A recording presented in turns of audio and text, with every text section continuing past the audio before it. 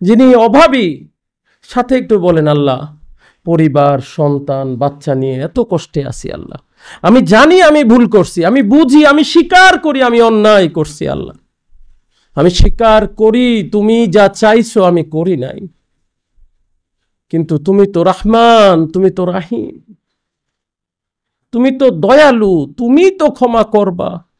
বনি ইসরায়েলের এক লোক 100টা খুন করার পরে মাফ পাইছে, আমি তো তার চেয়ে বড় অপরাধী না, তুমি কি আমারে মাফ করবা না?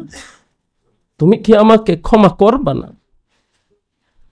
জানি তুমি আমার কুৎসিত চেহারার দিকে দেখবা না, কিন্তু আমার মুর্শেদ বাবা দেওয়ানবাগীর নূরময় চেহারার দিকে তাকাইয়া আমাকে মাফ করে দাও।